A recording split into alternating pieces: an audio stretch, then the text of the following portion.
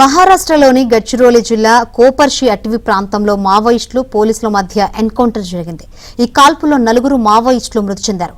వారిలో 3 మహిళా మావోయిస్టులు ఉన్నట్లు తెలిసింది. ఘటనా స్థలిలో పెద్ద ఎత్తున ఆయుధాలు స్వాధీనం చేసుకున్నట్లు పోలీసులు తెలిపారు. ఎన్కౌంటర్ కొనసాగుతున్నట్లు సమాచారం.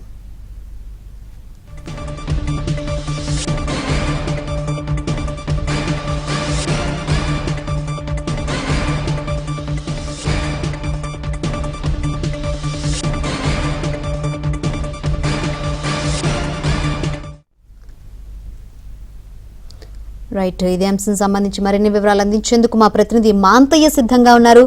మాంతయ్య, అప్డేట్స్, ఇంకా ఎన్కౌంటర్ కొనసాగుతున్నట్లు సమాచారం ఉంది.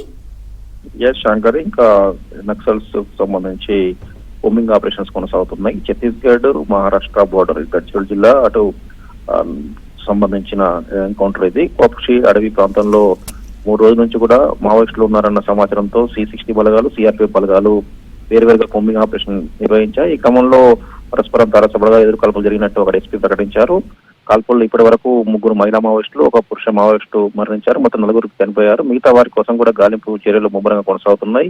ఇంద్రావతి నది పరివాహక ప్రాంతంలో పోలీసు బొంబింగ్ ఆపరేషన్స్ గత 3 రోజుల నుంచి ఉన్నాయి. మొత్తం మీద కూడా ఈ ఒకవైపు వర్షాలు కురుస్తుండడం, మరోవైపు మావోయిస్టులు బయటికి వెళ్లేని పరిస్థితి ఉన్న నేపథ్యంలో ఇంకా మావోయిస్టులకు భారీ నష్టం కలిగే అవకాశం ఉందన్న అంచనా వేస్తా ఉన్నారు. ప్రస్తుతానికైతే చనిపోయిన మావోయిస్టులకు సంబంధించిన ఆయుధాలను అవన్నీ కూడా స్వాధీనం చేసుకో ఉన్నారు. మిగతాకు సంబంధించి C-60 బలగాలు ఇప్పుడు ఛత్తీస్గఢ్ వైపు, ఇటు మహారాష్ట్ర గడ్చిరోలి జిల్లాలోని మావోయిస్టు ప్రభావిత అన్ని ప్రాంతాల్లో కూడా పెద్ద ఎత్తున కూడా బొంబింగ్ ఆపరేషన్ కొనసాగిస్తున్నాయి.